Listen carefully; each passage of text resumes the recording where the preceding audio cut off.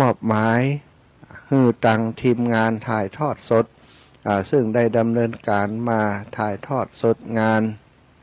ภาคสนามอยู่ที่วัดพุทธศรีคีรีขุนแปะเนาะที่อำเภอจอมทองของเราก็คือวัดของท่านอาจารย์วรรณชัย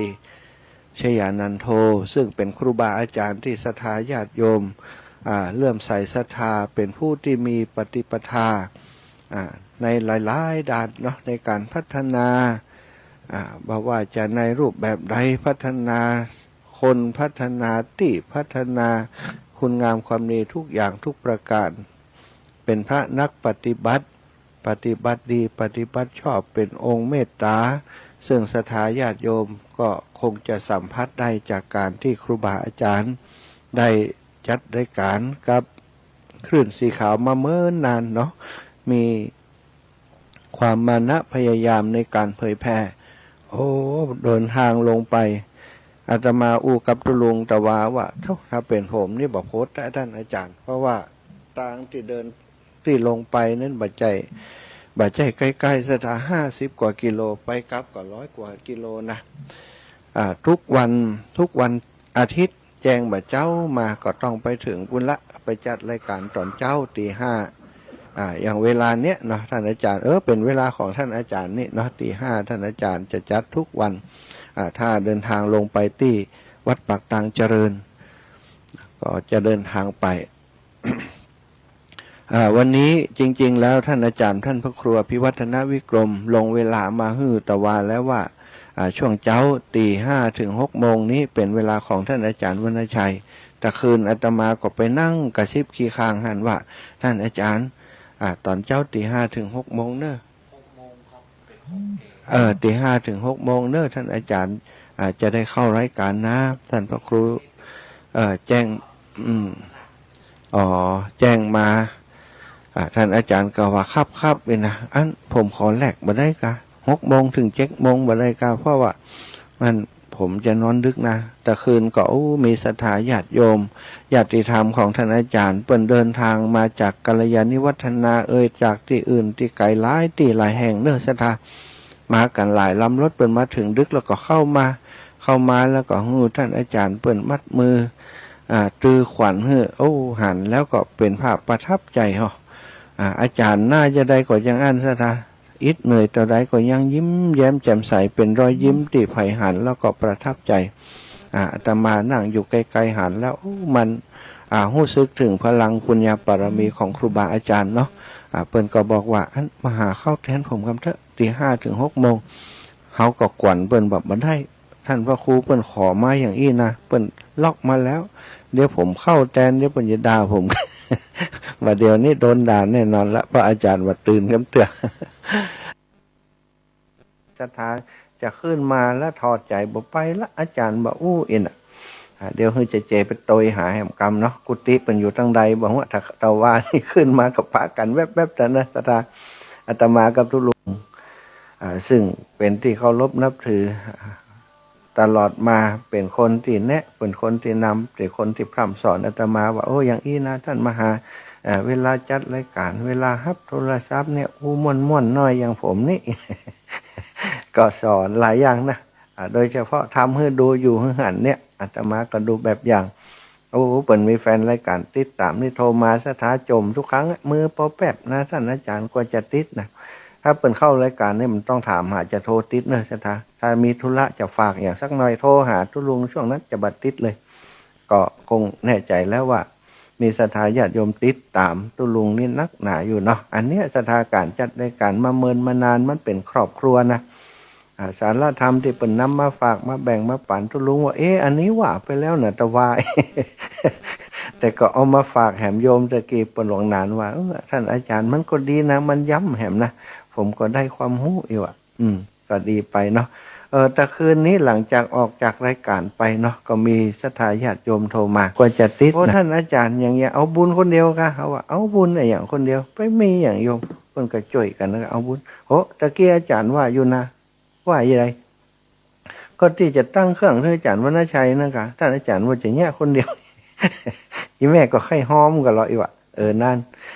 ก็ว่าเขาก็ว่า ว่าจริงๆแล้วบ่อยากรบกวนนะศรัทธาญาติโยม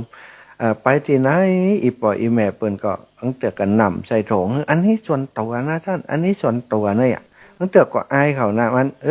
มันเกิดก็เกรงใจนะเขาไปในงานเปิ้นเนี่ยศรัทธาเปิ้นเอาซองมายื่นให้เขาเนี่ยบางเตือบางคนบอกฮู้ว่าโอ้ทุเจ้าตัวนั้นยังได้เอาซองใส่ย่ามไป อันเปิ้นถ้าคลื่นสีขาวเขาฮู้กันกะแต่ว่าบางทีคนที่เปิ้นบอกฮู้ว่าอันคลื่นสีขาวเปิ้นมีวัฒนธรรมจะใดนะเปิ้นเข้าใจครูบาอาจารย์ว่าโอ้เดินทางก็ดีการเน็ตกะโทรศัพท์เนี่ยเดี๋ยวต้องเติมให้เหมาะเดี๋ยวใส่เน็ตให้เหมาะเดี๋ยวการน้ำกับไฟสปะสเปดของสถานีอาตมานี่ทำให้อาสทาเฮยลาบสักการะฮับกินฮับตาลไหนมันได้ไปกำแล้ว งานศพปีนี้เปิ้นสวดจะได้ยังหมู่ฮู้เลยนะบ่ค่อยได้ไปเลยนะก็มีแต่ช่วยงานครูบาอาจารย์จัดรายการอย่างเงี้ยป่ะเมียว่าได้รับซองจากที่อื่นเลยก็ได้รับซองจากคลื่นสีขาวนี่หรอไปที่ไหนโอ้เปียย่ำไปก่อนนำใส่ละศรัทธาญาติโยมนะ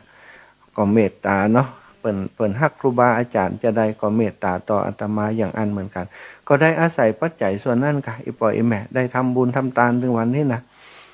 ทำบุญช่วยเหลือครูบาอาจารย์ก็เอาส่วนเนี้ยอาตมาคิดว่าปัจจัยส่วนนี้ที่มันเกิดขึ้นกับอาตมาเนี่ยมันเป็นบุญของครูบาอาจารย์ที่กบปกเก่าเกษาเฮาเนี่ยก็เลยว่าจะเอาส่วนเนี้ยก็มาจัดการซื้อมิกเห็ดตัวหนึ่งซื้อโน้ตบุ๊กเห็ดตัวหนึ่งเอาละอ่อนมาตั้งโปรแกรมจัดการเรื่องโปรแกรมให้ท่านอาจารย์เปิ้นอินะตั้งใจว่าจะเนี่ยคนเดียวก็คงสัก10,000 ปลาย 20,000นี่นะแบบปนักปนาตัวใดก็กะว่าจะเนี่ยคนเดียวทำบุญให้อาจารย์นี่เนาะอันยังก็จะขอบริจาคจากศรัทธาญาติโยมก็ได้จะว่าโอ้ท่านมหาบ่ได้แยกการบรรลุคนเดียวสักเตี้ยเดี๋ยวจะว่าอย่างอีแต่ว่าบ่เป็นอย่างเนาะในเมื่ออีปออีแม่แสดงความประสงค์ว่าอีแม่จะช่วยตัวนะก็ยินดีเนาะ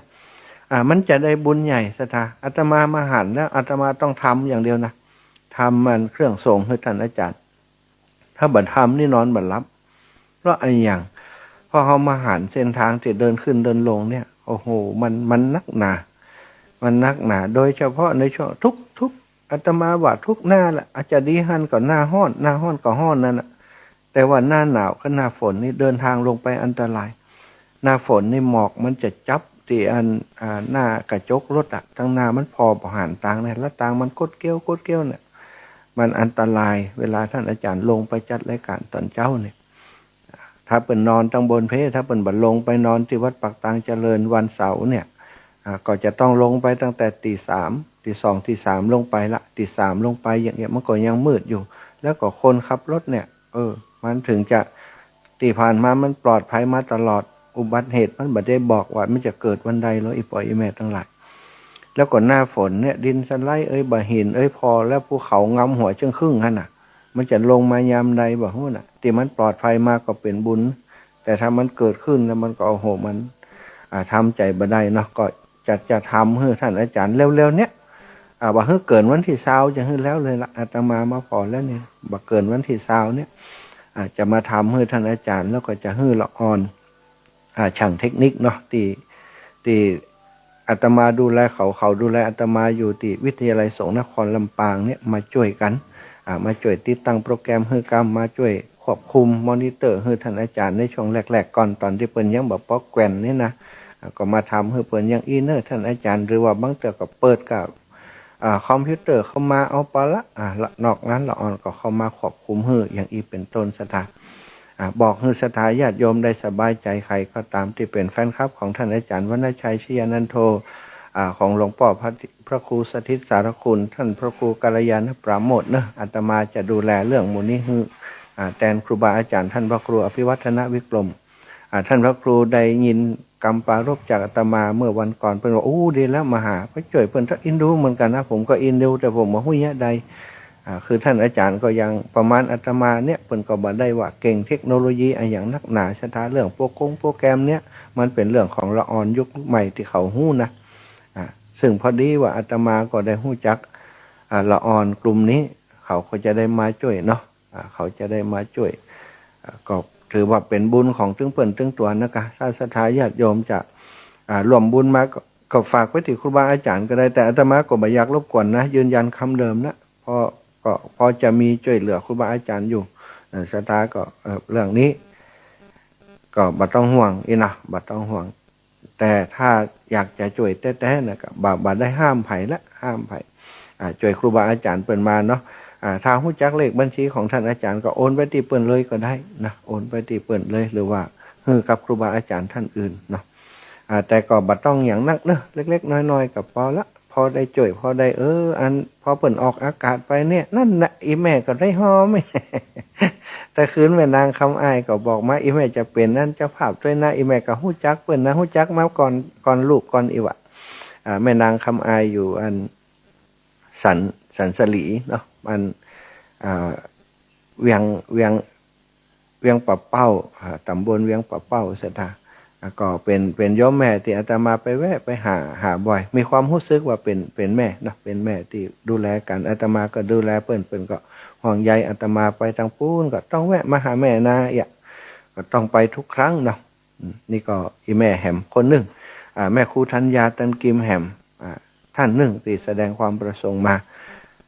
ก็ตามนั้นเนาะก็แจ้งให้ทราบแล้วเนอะแล้วก็ครอบครัวสารพีนะโดยโยมแม่ขจรสารพีคุณป่ออุดมแล้วก็นางสาวรัตนาพรนางสาวนวรัตน์สารพีครอบครัวนี้เป็นทำบุญด้วยกันเป็นครอบครัวอีป่อยแม่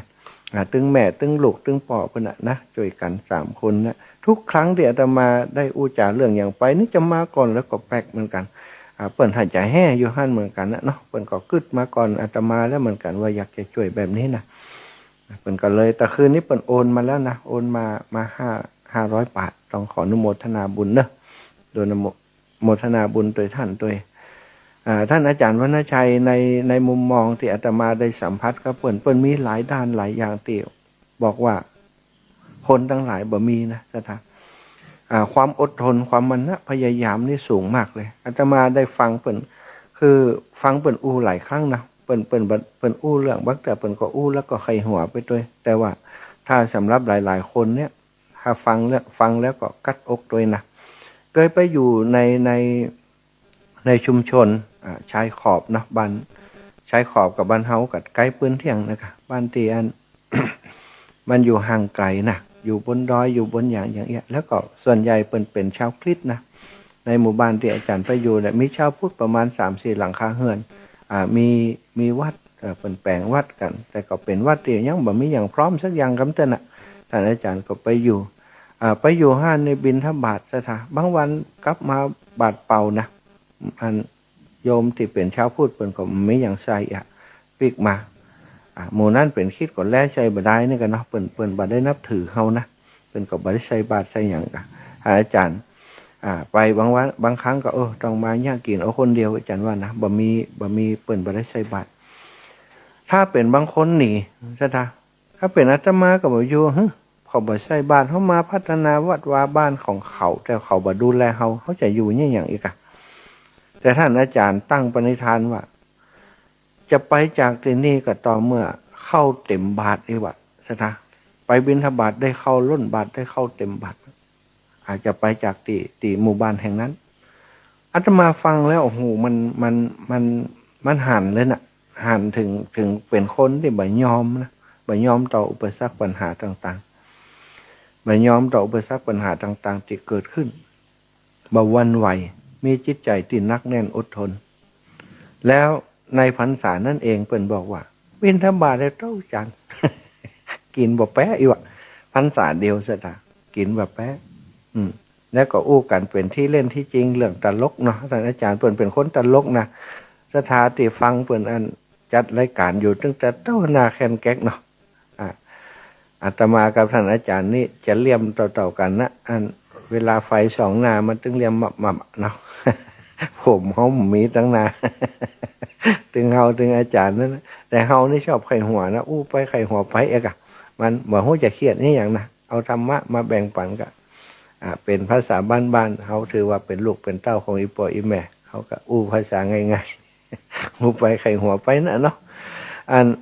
อู้กับท่านอาจารย์เป็นตลกซะท่าอู้เฮาอันเขาก็เตือไปบางคนก็ว่าผมเป็นเนนนะอาจารย์เนี่ยผมไปไหนผมจะต้องมีสังคติปาดไปเฮาจะได้ฮู้ว่าเฮาบ่ใช่เนน เขามาใจละอ่อนเดียวอันเปิ้นตัวจะบอกป้อสูงตัวใดเนาะจะทานเนาะตัวบอกป้อสูงตัวใดนะไปปะเปิ้นนี่อาตมาต้องถ้าหนังคุกเข่าได้ก็คุกเข่าเลยละกราบไหว้เปิ้นมัน มันจะเต่าเปิ้นพอดีถ้าเขาหนังคุกเข่านี่นะก็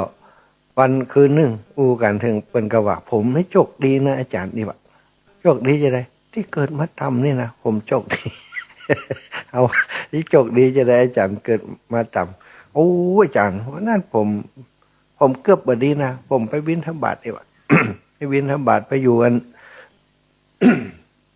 หน้าประตูบ้านของโยมท่านก็พอดีว่าเขาก็ใช้บาตรทั้งวันนะหันเขาเอาควาวางอยู่หันผมกับไปตั้งติโต๊ะตีอย่างหันผมกับไปยืนอยู่หันโอ้วันเจ้าวันนั้นจะได้รับปีแห่งจับจังลำได้ยินเขาพิษหัวกันนี่วะลำตรงตั้งอยู่บนเฮียนนี่วะพิษอย่างกันบอกว่าเนาะเพื่อนบอกว่าสาเหตุของพิษกันพิษว่ายังไงนะแต่ว่าพิษหัวกันแล้วขวางถ้วยขวางจ้อนปรากฏว่าอันเจ้าอันจานใบหนึ่งน่ะปิวลงจากเฮียนลงมาชะดา อาจารย์ว่ากายหัวผมพิ้วกันมา ถ้าผมสูงขึ้นไม่สักคืบเนี่ยเมี้ยท่านอาจารย์หัวผมแตกแน่อีนะถ้าวันนั้นมาคิดถึงตัวเก่าว่าโชคดีแต่ว่าที่เขาเกิดมาต่ำอีวะเขาก็ฟังเพื่อนแล้วไข้หัวจนพอกัดต้องนะจ๊ะมาใจกะอาตมาครูบาอาจารย์รูปปืนนั่งด้วยกันก็ไข้หัวเลยเป็นคนตลกความจริงเรื่องตลกเป็นมีนักนะที่สำคัญว่าเดี๋ยวนี้วันนี้มีงานที่วัดพุทธศรีคีรีวัดพุทธศรีคีรีเนี่ยอยู่บนดอยอยู่ขุนแพะสถาขึ้นมาออกจากเข้าจากปากตางที่จอมตองเนี่ยเนาะจากจอมตองมาห้ามตองเนาะถ้ำตองเนาะเข้ามาทางถ้ำตองนั่นนะเจอยู่หิมนี่นะเจนี่จะแซวตลอดบอกข้อมูลตลอดเข้าถ้ำตองมาจากปากตางขึ้นมาถึงบนนี่ประมาณ10 กว่ากิโลค่ะเจเนาะแต่ว่า10 กว่ากิโลที่ขึ้นมาทางบนเนี่ยเป็นตางที่ขึ้นเขาขึ้นดอยตลอดสถาเข้ามาก็ดีใจนะว่าได้หันธรรมชาติงดงามมากมีภูเขาสูงมีห้อมห้วยลงไปเนี่ยปัตตรตนเขาอยู่ทางบนพอนี่หันป่ายไม้ยอดไม้ตึ๊บบหันแผ่นดินเลยสถา บหันแผ่นดินเลยก็ดีใจแต่ว่าที่บัสบายใจก็คือโอ้โหทางมันเลี้ยวรถโคตรเคี้ยวคนขับรถของอาตมาเนี่ยถามว่าอันเปิ่นขับรถเป็นรถออโตเมติกนะมันกระชากเกียร์ลงมาเกียร์หนึ่งใช่ไหม แล้วมาอัดขึ้นไปนะเขาว่ามันอย่างมาอัดน้ำเหลี่ยหรือว่ารถมันแบบมีแห้งเขาก็พอมันหลายโก้งแล้วต้องเอามาพอแล้วอินดูรถถามว่าเธอเคยขับรถขึ้นดอยอย่างอันพ่องก็มันว่าครั้งแรก มันน่าจะกลัวรถถอยใช่ไหมอาตมาก็เลยว่าเอาลงไปมันลงไปแล้วเขาก็เป็นหนังตั้งคนครับมันก็หนังพอรถขึ้นมามันได้เนี่ยเนาะมันเป็นออโต้ใช่ไหมถ้า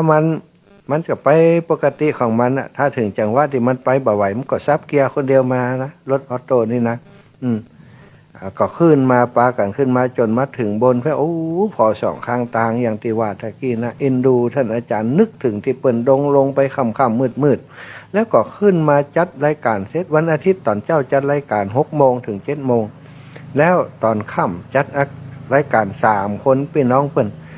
3 คนพี่น้องเปิ่นมีไผ่พ่องท่านพระครูกัลยาณปราโมทย์ท่านพระครูสาธิตสารโคนนี่พอทุกมองตาหู้ใจกันจัดรายการธรรมะ3 คนบางห้องก็ว่าอันอาจารย์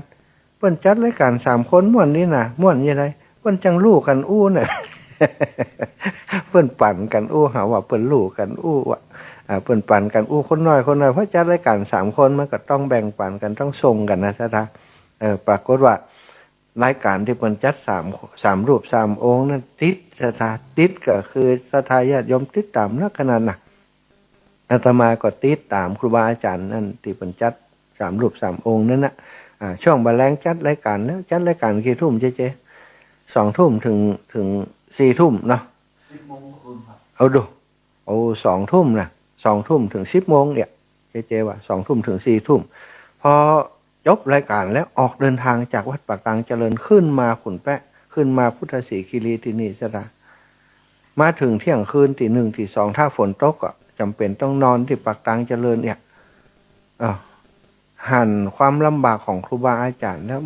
มันเกิดความรู้สึกว่าหมู่เฮานี่สบายอยู่ตั้งดุมเนี่ยอาตมานี่ไปที่ไหนก็ติ้วโน้ตบุ๊กไปเหี่ยเอามิกไปตัวแหดตัวอันแล้วบัดเดี๋ยวนี้เครื่องที่ถ่ายทอดที่ศรัทธาญาติโยมฟังนี่นะกับมาอันนะศรัทธามีโน้ตบุ๊กแหดตัวแล้วก็มีมิกแหดตัวก็เลยคิดว่าโอ้อยากจะเอาเครื่องเนี้ยถวายให้อาจารย์ไว้บางบนแต่ว่าพอดีว่ามันบ่ได้ตั้งใหม่ถ้าตั้งบนเพื่อนี่จะต้องตั้งสถานีให้ท่านอาจารย์แห่งใหม่ก็จะเอาละอ่อนมาตั้งสถานีให้เปิ้นให้จบไปเลยต่อไปนี้เปิ้นบ่ต้องลำบากอย่างอันแหมแล้วสถาอาจจะถามว่าโหแล้วถ้าที่เปิ้นจัดรายการด้วยกัน3รูป3องค์ที่ยังปากตังเจริญแล้วจะเนี่ยจะได้ทำได้มันจะมีโปรแกรมอย่างหนึ่งที่เปิ้นสามารถจัดด้วยกันแบบเดิมนั่นแหละได้โดยที่ท่านอาจารย์วรรณชัยก็นั่งอยู่บนเพศท่านอาจารย์พระครูสุเมธพระครูกัลยาณปราโมทย์พระครูสถิตสารคุณก็อยู่ที่ห้องทรงของเปิ้นที่กุฏิของเปิ้นเปิดนกบุกเหียจบแล้วก็นั่งอู้กันได้เลยละอ่อนเขาจะเข้าไปทำโปรแกรมหึ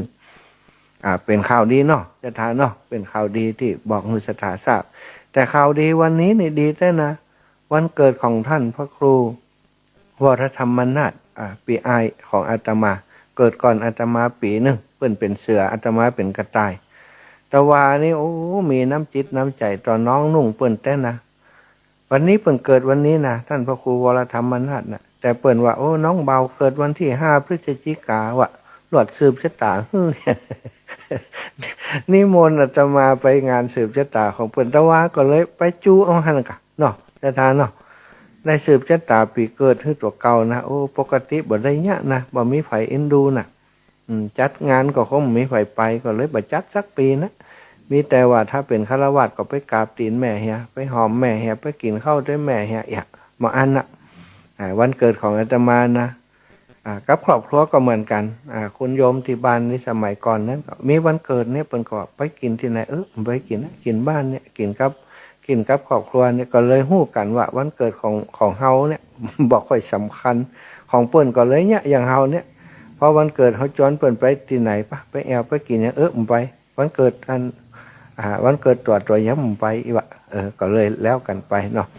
วันเกิดบางครั้งบางทีเนี่ยคนเฮาหลงลืมไปบางอย่างสถานคนที่นักที่สุดตอนที่เขาเกิดมาคือแม่แต่วันนั้นกลับกลายเป็นว่าเฮาลืมเปิ้นแล้วไปกินเหล้ากินยากับเปิ้นกับพุงเอาสนุกสนานไปเหี่ยบางคนลืมที่จะไปหาแม่ด้วยซ้ำไปนะเพราะฉะนั้นก็อันใดถูกอันใดผิดเขาก็ฮู้กันเองเนาะไปกินเหล้าสนุกสนานนั้นถูกกะเนาะดีไปสร้างปัญหาให้แม่ได้ตุกใจแหมไปตีลั่นฟันแทงกันวันเกิดแทนที่จะเป็นวันอันเป็นมงคลกับเป็นวันที่เอาความทุกข์ความยากมาสู่แม่หรือว่าบางครั้งบางทีเนี่ยแทนที่จะเป็นวันสร้างสมบุญกุศลแทนที่ตื่นเช้ามาจะตักบาตรเนี่ยตื่นเต้ามาไปซื้อเหล้ามาตุนก่อนมันก็คงเป็นเรื่องที่ต้องกึดกันเนาะแต่วัฒนธรรมสังคมของเรามันเปลี่ยนไปคนนี้เอาแบบตะวันตก Happy Birthday to you นะเอาแก้วจนกันต้มเต็มนะแต่เฮานี่บ่เอาละตุนี่บ่เคยจัดมาเลยอีปล่อยแม่ Happy Birthday to you นะมันบ่เปิงกับเฮานะเฮาเป็นชาวพูดไปBirthday to you Birthday to you เนี่ยมันอย่างเนาะภาษาฝรั่งพุ่นน่ะ เต็มใจว่าไผนะไผใครเนี่ยก็เนี่ยไปอีกมันเป็นยังเนี่ยไปเถอะอันใดมันจะสบายใจมันสะดวกเขาบ่สะดวกเขาสะดวกเฮามันบ่สะดวกเขานะกะเฮาสะดวกแบบนี้เนาะก็แบบนี้อาตมาเคยไปงานวันเกิดของท่านอาจารย์พุทธทาสนะเปิ้นว่าวันล้ออายุอีนะสตาเปิ้นไม่ใช่ว่าวันอายุวัฒนมงคล เปิ้นว่าวันล้ออายุล้อว่าปีที่ผ่านมาเปิ้นได้ทำความดีอย่างพ่องปีที่ผ่านมาเกิดความผิดพลาดอย่างกับเปิ้นพ่องปีนี้เปิ้นจะแก้ไขจะใดเนี่ยแต่อาจารย์พุทธทาสเป็นปราชญ์ที่อาตมา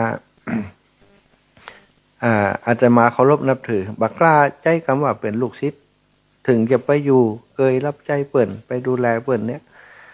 ถ้าเขาจะเป็นลูกศิษย์เปิ้นแต่เขาจะต้องดีติอย่างเปิ้นดีนั่นนะอย่างเปิ้นดีอย่างเปิ้นทำนั่นนะถึงวันนี้ก็แค่เอ่ยถึงเปิ้นนี้บางอาจที่จะไปแม่จะอยู่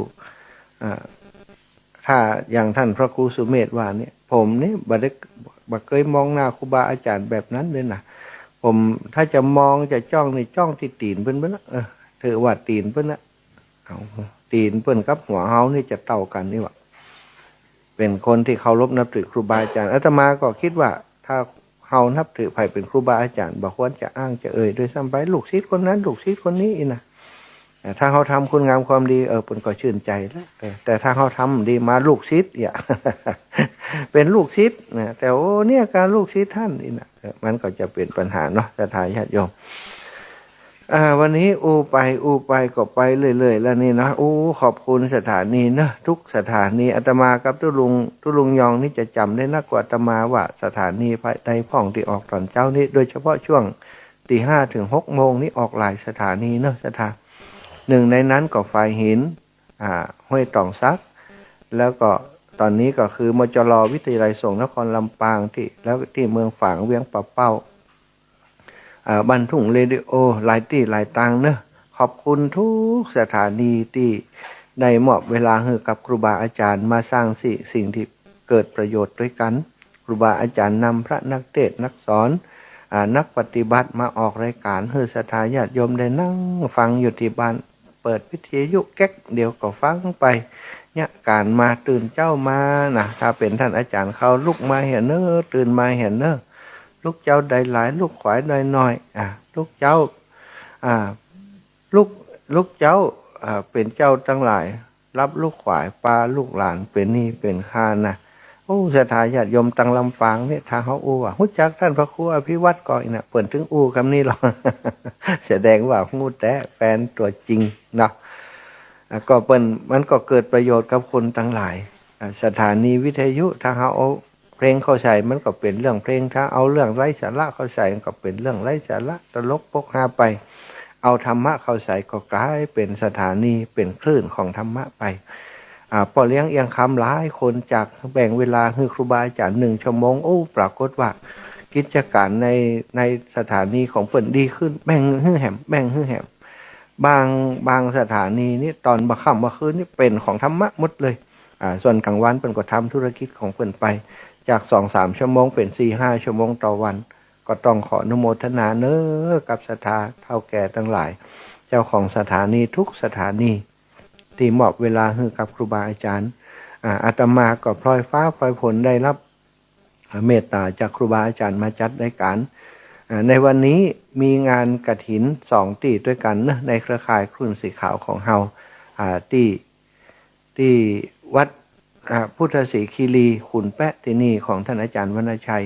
เปิ้นจะทอดตอนใดเจ๊ตอนบ่ายกันเนาะท่านอาจารย์วันใหม่แม่นก็ผมมาได้ดูดีกะน่าจะเป็นตอนบ่ายนั้นนะ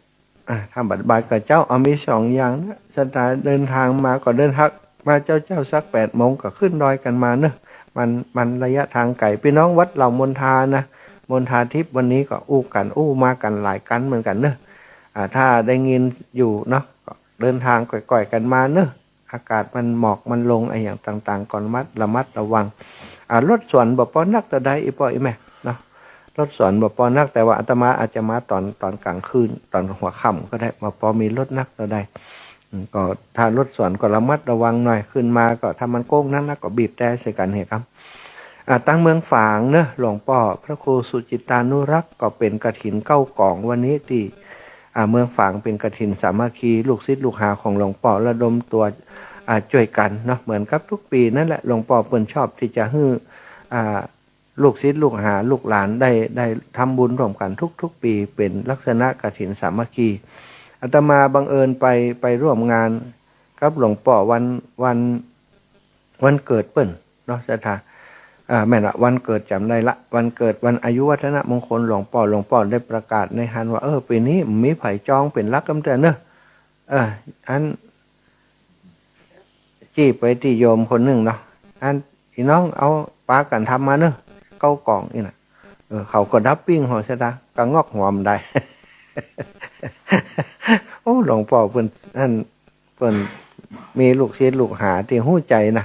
เพิ่นอุตอันศรัทธาบ่ได้อย่างนักหนาแล้วก็เพิ่นก็จัดกันได้ข่าวว่า9 กล่องนั่นน่ะศรัทธา มีโยมที่อาตมาฮู้จักท่านหนึ่งก็เป็นรักเนาะเป็นรักให้กับหลวงปู่การน้ำกาไฟนะโอ้จ่ายให้หลวงปู่ทุกเดือนเลยบ่ให้ได้เดือดร้อนแต่วันนี้สถานีของเมืองฝางเนาะ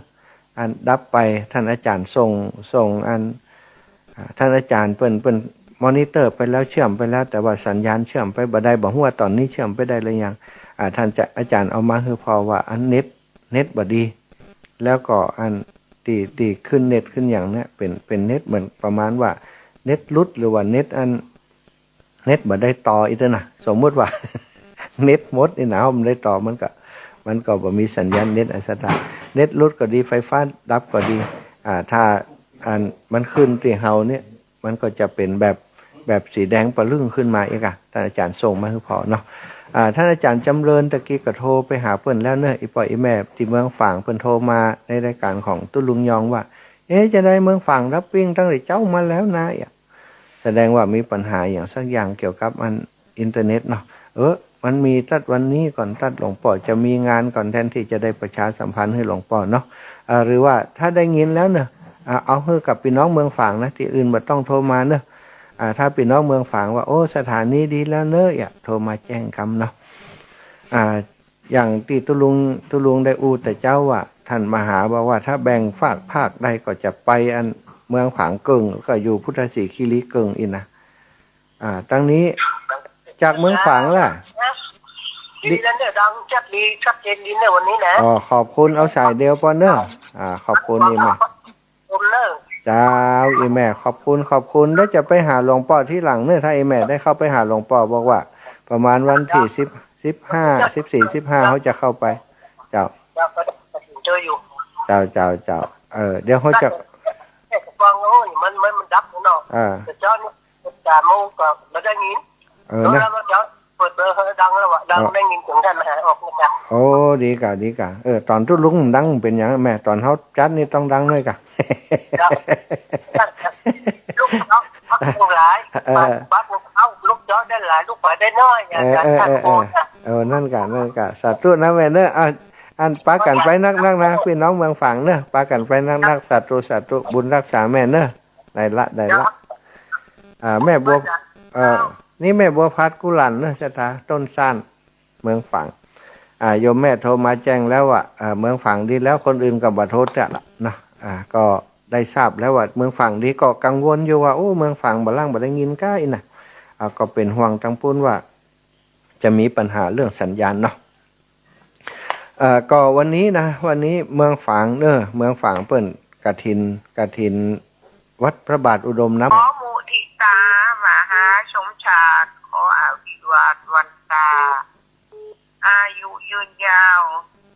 การมหาลอยเจ้าสาเนื้อเจ้าเงินไหลหลังมาหลังวุ่นสุดเจ้าขอไหลเขาถึงวันถึงแม่ว่าใดประชาสัมพันธ์ลุกมาถึงวันก็ขอใดจักขึ้นจังเด้อหรือจักกลองไต่สมไปเเจ้าต่างเปงอันใดใดอย่าได้เงียบเงาเพราะว่าหมู่เฮาบ่ละเจ้าเป็นคนใจคนแก่คนเฒ่าไปเมินเจ้าตลอดแก่เฒ่านายเจ้าสาธุมีสุขภาพแข็งแรงนะเจ้าสาธุขอบคุณเนอะโอ้แม่น้อยกัดนัดนี่เก่งนี่ศิลปินนะโอ้เจริญพรพ่อบุญธรรมบ้านโป่งหนองเวียงป่าเปาอีพ่อไปวังเหนือด้วยเฮาเนอะครับไปสาขาอีพ่อสาธุลูกพ่อจะช่วยดีอาจารย์วรรณชัยวันร้อยขุนแป้แน่นะครับโอ้อนุโมทนาขอบคุณแทนครูอาจารย์เนอะอาจารย์วรรณชัยเนอะปอนเนอะขอบคุณช่วยท่านด้วยครับมีทุกบุญลงมาเนาะแม่นก็คือช่วยเปิ้นนั้นนะเพราะว่าช่วยเฮาหมายความว่าเฮาเป็นคนซื้อมาให้เปิ้นน่ะเนาะครับช่วยกันซื้อ2เนาะใจละเนี่ยบ่ให้เกินวันที่20จะได้ใจละป่ะบ่ให้เกินจะเอาละอ่อนนะเนี่ยอาจารย์ลูกสาวโอนให้ท่านนะครับสาธุป่อบุญรักษานะป่อนะครับผมไว้สาครับบัดนี้จนไปวังเหนือจะไปมันไปนี่ โอ้เหรอนี่อากาศที่ไหนนะเจ้า โอ้อยู่ขุนแปะเนี่ยกามบ่ฟังเนี่ยเพิ่นถึงว่าขุนแปะนี่ลึกเฮาอีแม่เนี่ยแม่ป้ากันที่พุ่นนะป้ากันวัดวังเจริญเด้อของท่านอาจารย์นพดลนะช่วยประชาสัมพันธ์เจมเด้อ ขอโทษเจ้าแม่ไปบ้านไม่ได้เจ้าแม่ไปมาได้เจ้า บอกคนอื่นไปกะ ไอ้ก็พ่อแก่ เจ้า แต่ที่แม่อยู่กับบ้านนั่นอ่ะ เอาละอยู่กับบ้านก็ฟังรายการไปขอบคุณอีแม่ที่โทรมาเนอะ เจ้าแม่เป็นนั่นเออ เลยทำไปไหนมาได้อ่ะ อ๋อเป็นยังเอาบุญตั้งบ้านเอานะแม่นะ เจ้าบ้านเราบ้านแม่นี่ก็มีกระถินเหมือนกันนะวันนี้ โอ้สาธุบ้านอีแม่มีวันนี้บ้านหยังบอกเหียบ้านหยัง บ้านเชนต่อเจ้า บ้านแสนต่อแสนต่อมีกฐินวันนี้เนอะสถานเนอะ บ้านแก้วเจ้า สาธุเอาละอีแม่จะแบ่งคนอื่นก่อนแม่สุแก้วคำอ้วนสีโพธารามเจริญปอนแม่ โอ้แปลว่าท่านก็เกิดเดือนพฤศจิกากันเจ้า โอ้นะกะเดือนพฤศจิกานี่กะอีแม่ อันเราเกิดเดือนเดียวกันเนอะ โอ้น่ากะมีบุญเกิดตัวพร้อมเดือนนี้อีแม่นี่ แม่เกิดวันที่4 โอ้ก็ไม่นี่เขาจัดด้วยกันกะ แต่ว่านี่อันท่านพระครูวัดหนองเหียงจัดให้เฮาลูก เจ้า อีแม่วันหลังเขาจัดด้วยกันนะ3เลยเนาะ เจ้า เออ เจ้าพ่อแม่ก็เกิดวันที่5 พฤศจิกาเหมือนกัน โอ้ลูกแสดงว่าเฮานี่มีบุญนะนี่ เจ้า ล่ะ พ่อคนไปแล้วเนอะ นั่นน่ะโอ้ยแม่ ก็พอดีแม่ที่104มันบ่ได้ยินแม่เลยเปิดในเฟซอ่ะมันแม่หันนะแม่ก็ว่าทันมีไหนบอกงูเนาะ 104จะได้ฮะแม่ แม่104บ่ได้ยินแต่ว่าไม่ตอนอ่ะ วันนี้ก็ได้ยินกะ ได้ยินกะ เจ้าเจ้าเราเกิดเดือนเดียวกัน สาธุดีใจเนาะวันนี้ขึ้นมาขุนแป๊กอะ เจ้าบ่ได้ไปเจ้า โอเคบ่ได้ไปบ่อู้มือนะอัน ว้าวถ้าได้ไปอยู่เหมือนเจ้า ถ้าได้ไปอยู่อู้มือเนี่ยบ่ได้มาบ่อู้มือนะเสียเวลามั้งเจริญปอนแม่น้อยโยมแม่น้อยอุตุดีอาจารย์ใหญ่มันแล้วเจริญปอนแม่เจ้าอาจารย์แม่ฝันอยู่เนอะดีกะวันนี้กันถินวันไหนาน้อยนะเจ้าประกาศได้เลยกฐินบรรให้นาน้อยวันนี้เนาะเจ้ายังวันหลายวันแล้วเจ้าสาธุอีแม่เจ้าอีเนอะสาธุฝากระลึกถึงโยมแม่วันนี้โยมแม่ทุกท่านที่ไปร่วมงานนะสาธุเจ้าฮับแฮมสาย1สายนี้จากตั้งใด4774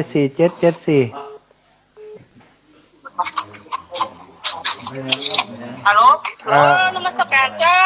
าเจริญปอนจากไหนเอ่ยแม่บุญปั่นเจ้ากำลังทำข้าวมีเจ้ามีไปไหนเจ้าไปไหนไปงานไหนงานพระบาทอุดมค่ะดีกะฝากไปบอกงานญาติธรรมญาติโยมเขาจะไป14-15ปุ่นเด้อเขาไปหมตันวันนี้เขาอยู่ขุนแปะเพิ่นนะแม่บ่ได้สักสรรค์กรรมนอกอันนี้เนาะก็ดีเนาะนั่นกะบ่ได้กินสักกรรมละแม่อยู่ห้วยงูในก็ไม่ใช่ห้วยงูไรเจ้าแม่บุญปั่นเจ้าแม่บุญปั่นบอกกันคุณโยม